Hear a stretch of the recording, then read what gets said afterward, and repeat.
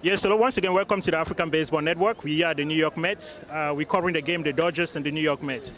Standing next to me is a very big-time gentleman in the news network here in New York. He's with the MSBC. I have Mr. Kit Olbermann with me. Hi, Kit. Welcome to the African Baseball Network. Thank you for having me. I'm pleased to be here. Hey, Kit. It's a long time we haven't seen you on ESPN. Today we've seen you at the baseball game. What is driving you? I get to go to baseball games now as a fan with a pass. I get to go on the field and all the rest of that because I don't have to work at these games anymore, which is much more fun than working, as you know. So I get to see and be seen and visit with all my old friends, but it doesn't have to be a job anymore. I used to do the baseball on ESPN and SportsCenter on ESPN and baseball for Fox. And in the last 6 years now, I've been in news, covering mostly political news, but news in general for NBC. Hey, Kid, that sounds really great. You know, back in your days in ESPN, how can you evaluate the development of baseball now? I mean, when I'm still talking about development, I mean international-wise. What is your perspective on that so far? It's interesting because they're now trying harder. I mean, there was never really an effort. The idea of exporting American sports to other countries was kind of catch as catch can. It was left a lot to basketball, but nobody, you know, and there were some attempts by football. Baseball, very halting, other than in the Asian nations where it sort of happened organically about 75 years ago. There was no attempt to say, hey, maybe other countries, maybe other continents would enjoy it, and I think now there is an effort. So in that 10 years since I've not been at ESPN, it really has come into being. Sounds great, Kid. You know, I'm not going to let you go without actually mentioning steroid or the latest development in baseball, including the Mitchell report. Do you think Major League Baseball has been doing a good job so far as that is concerned, controlling steroid? Well, after 10 years or so of not doing anything at all, it's very difficult to try to correct that problem cold the way they've tried to do so. But of all the options available, some sort of thorough investigative report on what has happened as a historical record is a very important thing, and it's a good first step. But clearly they have to increase testing. They have to address new products that are going to be available to players, the human growth hormone and all the rest of that. They have to do that to make sure that the next generation of drugs does not seep into the system as easily as the last generation did. Still on that point, Kate, I realized that, you know, many people had mentioned in the network, in the news media, in the reading press, that the steroid issue on baseball is going to affect the development of baseball internationally. It's going to affect the way people think about the game or look at the game of baseball and maybe try to embrace it in their culture. What do you make of that? Well, one thing we've said here in this country, I think the first time it was said was about 120 years ago, that baseball has always survived the stupidity of the people who run it. I think the game is so appealing to people who, once they begin to understand it, that it will maintain its appeal no matter what sort of blemishes it might have here, simply because, you know, as we've seen, every play is the mathematics of baseball are so extraordinary. The strongest guy on this field tonight, one of them will hit a fly ball that will be exactly a foot shy of being a home run and instead will be an out. The fastest guy on this field is likely to be thrown out by an inch here. Those are dynamics that are not changed because some people cheated. So I think that the sport itself at its beauty is transcendent. Yeah, I mean, following up on that transcendent that you mentioned about baseball, we realize that, you know, the baseball among minorities, among folks in our community is declining. Yes. Not to talk of Africa, you know, where people are definitely struggling to get baseball to come out there, but the resources are missing. When I say the resources, I mean the training, the equipment, possibly, you know, I would say the logistics to embrace the game. You know, it makes it very difficult to them. What is your perception about international baseball or baseball being developed in Africa? What is your perception on that so far? I mean, being a sport analyst, so far on your observation, what do you think is really going on?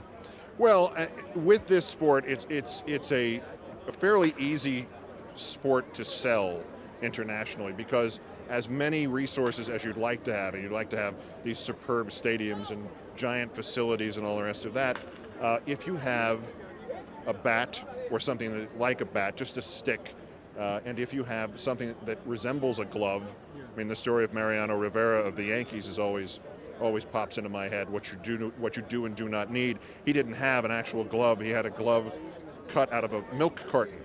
So that's all they played with, maybe a tennis ball or the remainder of a tennis ball. One thing now about baseball, as opposed to football as opposed to hockey, even to some degree basketball, you have to have those nets in place. Baseball, you don't need comparatively a lot of equipment to get it done, to play. You can make your own stuff at home. You can play variations of the game that are, punch ball and stick ball and softball and everything else. These are all variations on baseball and easy to do.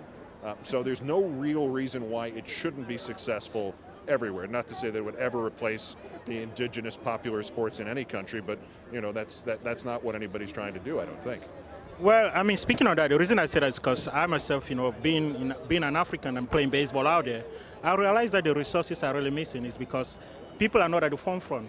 They're not at the forefront of trying to ask for that, and saying, okay, you guys want to make this a universal game, you got to try to reach out to the people that don't have the resources. They might not have the financial resources, they might not have the equipment, but people need to step up and advocate. Why do you think that there's been such a decline in people stepping up and advocating for the development and possibly helping some of those federations in Africa that don't have those equipments? Well, consider this. They've been playing a form of Major League Baseball in Japan since the 30s. So it's 70 plus years, or 75 years. Obviously, it has become Japan's national sport. It was probably Japan's national sport before the Second World War. That just happened.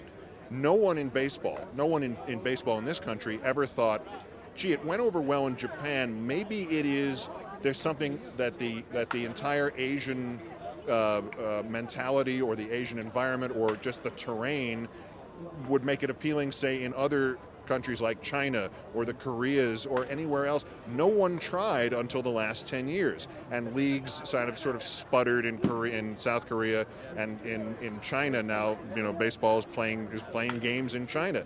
So I think they looked at the optimum opportunity first in the Far East, and then started to look around at the other one. So the idea of Major League Baseball getting involved in a new area for it, like Africa, is, I'm sure they're now beginning to understand the whole world is potentially their marketplace. But they're going to finally, after 60, 70 years of waiting, first they thought, well, how about the rest of Asia? And then I would think that the rest of Africa would then be next, perhaps, or other places. Even, goodness, nobody thought to try to sell it to Australia, I don't think, until 20 years ago. Yeah, absolutely. Following on that point, I could take, for instance, the last Baseball World Classic, which was really amazing because they had South Africa represent Africa. And I'm really shocked. I'm like, what type of developmental programs do they have? What type of leagues do they have to play with guys from Major League Baseball?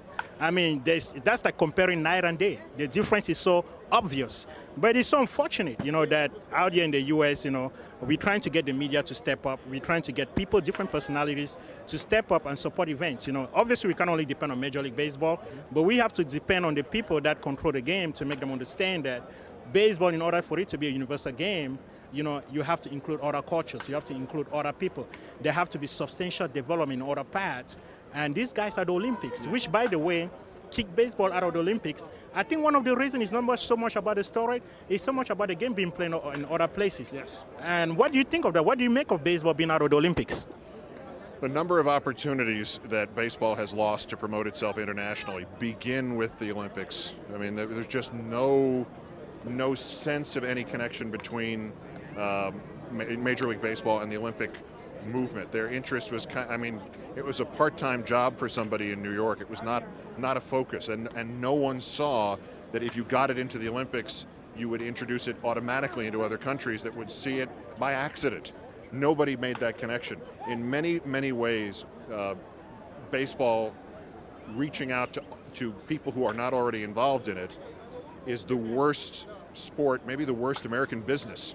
It has been historically this way for decades upon decades, and just maintaining the ethnic diversity of the game here, they've been so sloppy about that we now know, on the 50th anniversary of Jackie Robinson's debut, or 60th rather, there were more African Americans on the Dodgers in 1950 than there were in 2007. That's unbelievable. And obviously at various other stages in the history of the American game, it's all down. It's all lower percentages. And there's just been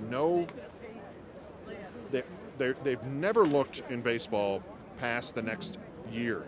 It's how much money can we make this year? Nobody's thought farther beyond that. Absolutely, I was getting to that point that basically it's a market point, it's a market rather than a development perspective that they're approaching to these countries, to these developing nations, because, you know. It started here, and it's still in effect here in many respects. The marketing of baseball is about today, tomorrow, next week, and not at all about next year or 10 years. Otherwise, the games would not end as late as they do. So what you're seeing is people just not thinking, or their arguments falling on deaf ears inside the American baseball community. Kid, I thank you so much for your time. Would you look on the camera and say hi to those folks watching from Africa? My best wishes to you from Shea Stadium in New York. Hi to everyone watching on African Baseball Network. Thank you, Kid. I really appreciate your time.